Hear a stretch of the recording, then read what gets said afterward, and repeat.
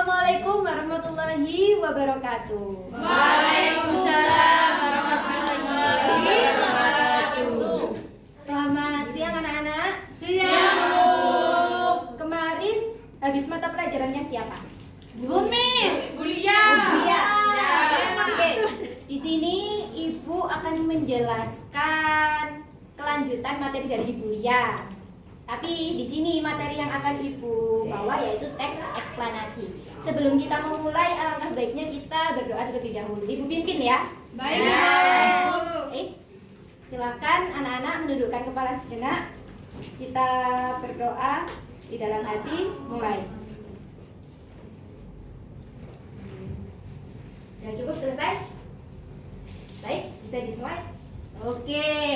Di sini Ibu mau tanya, pernahkah kalian melihat di TV atau di gadget tentang gunung meletus? Pernah. Oh, pernah.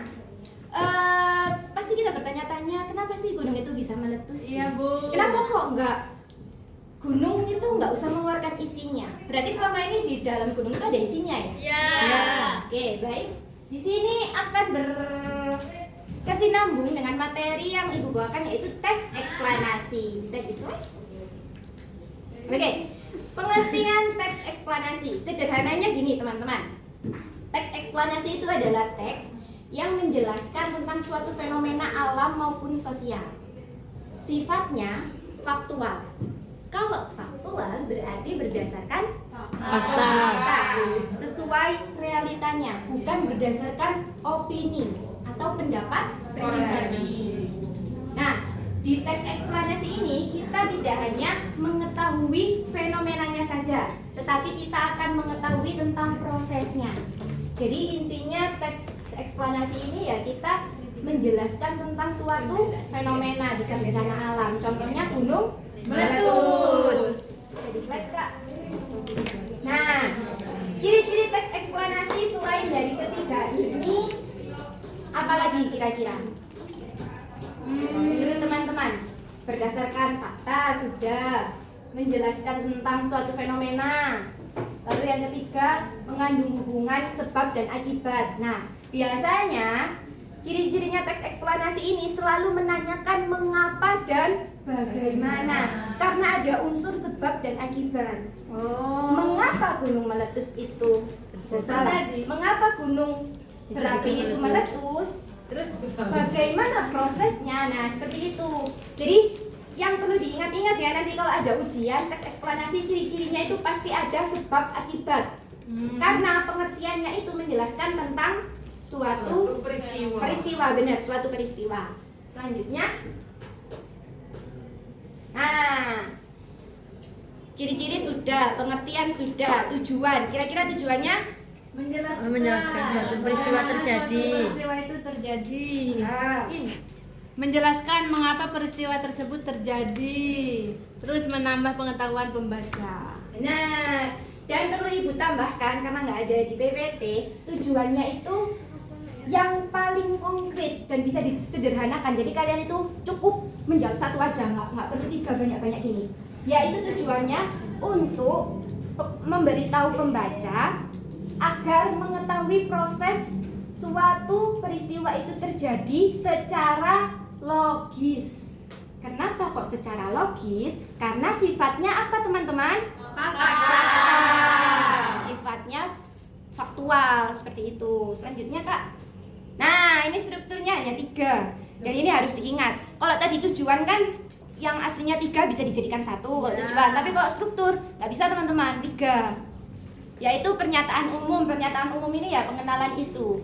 Ya seperti teks-teks pada umumnya. Nggak mungkin kan kita di awal disuguhkan dengan langsung ke permasalahan teks. Kayak ke konfliknya kan nggak mungkin. Pasti kan ada pengenalan terlebih dahulu. Lalu yang kedua itu deretan penjelas. Nah ini baru kayak sebab akibatnya ada di struktur yang nomor 2 ini. Lalu yang terakhir ini opsional, tapi alangkah baiknya kalian memakai, yaitu interpretasi atau kesimpulan seperti itu. Selanjutnya Kak,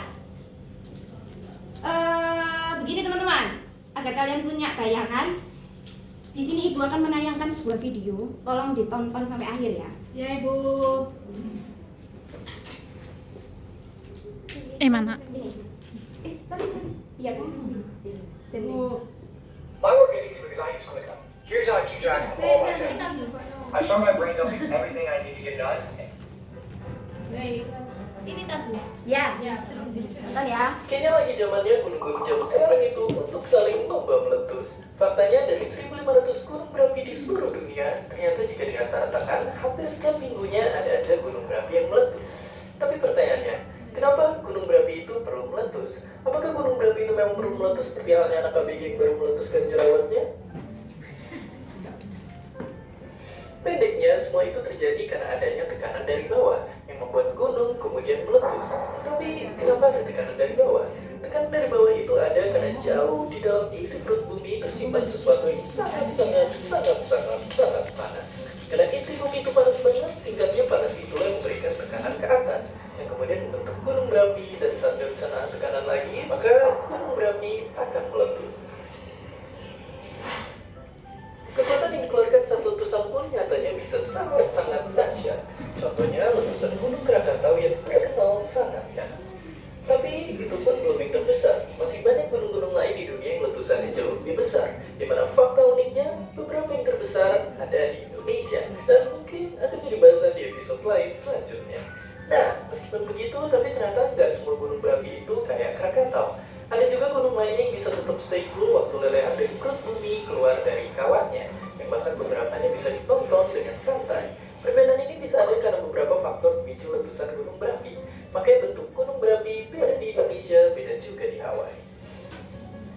Tapi tetap aja, kayaknya pas ngeliat semburan magma keluar dari kawah gunung bikin kita merinding, takut kegoreng.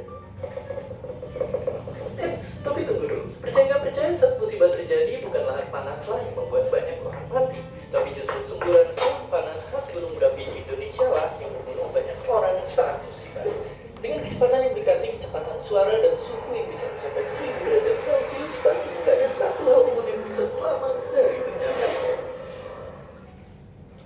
Dan untuk melengkapi episode kali ini biar puas, tonton juga simulasi eksperimen gunung berapi meletus di channel Koharu TV biar makin kebayang bagaimana proses Nah, dijelaskan di video bagaimana proses gunung meletus. Kalau kalian menyimak videonya dari awal hingga akhir, pastikan kalian tahu kan sebab akibatnya.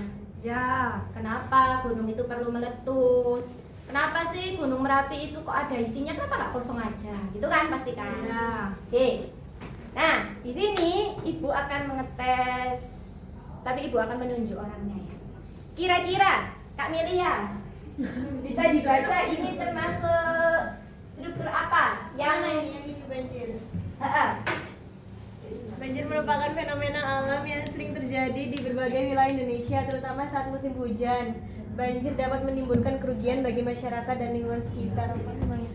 Ini kan struktur deretan penjelas ini ada sebab akibatnya Kak. Coba dibaca lagi tadi, ada sebab akibatnya apa enggak? Loh, saya belum memilih, Bu. Saya belum memilih strukturnya. Oh iya, apa?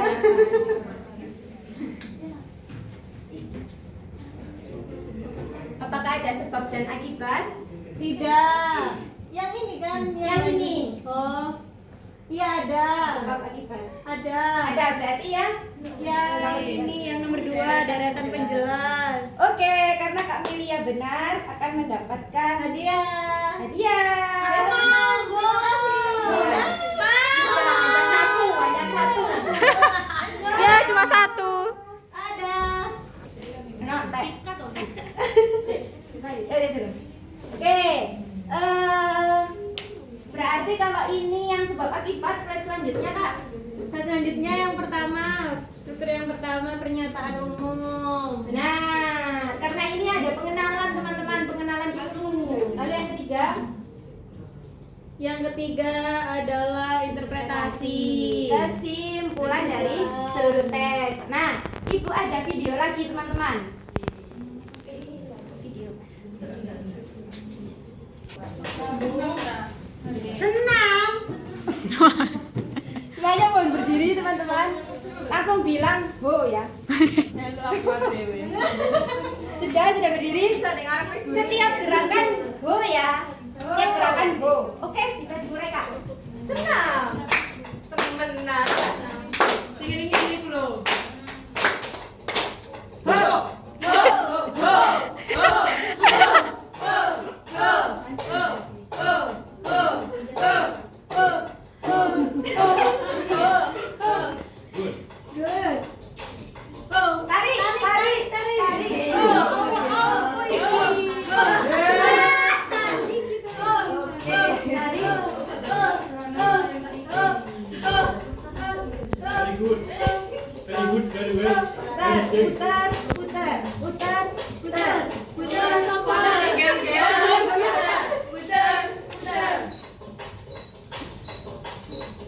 Well, excellent.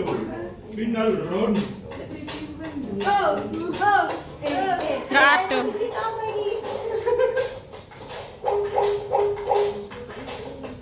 Terus.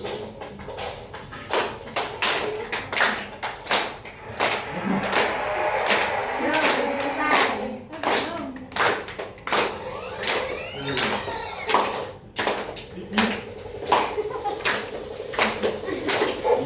Aduh.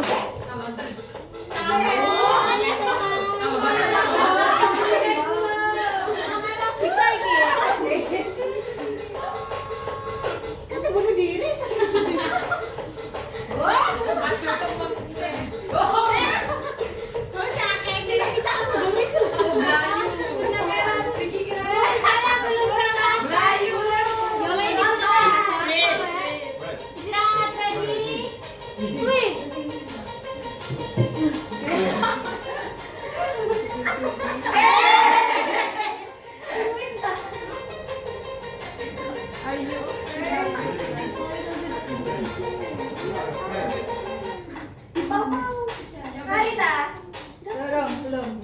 Oh, pencet. Oke, sudah boleh duduk. Nggak usah. Nah, kesimpulannya teks eksplanasi adalah teks yang berisi informasi faktual. Ya, berisi teks jadi benar. Jadi teks eksplanasi adalah teks yang menjelaskan tentang suatu fenomena dan bersifat faktual. Dan ciri utamanya ada sebab dan akibat. Oke, Ibu harap kalian sudah paham ya, teman-teman. Terima kasih atas waktunya. Saya pamit.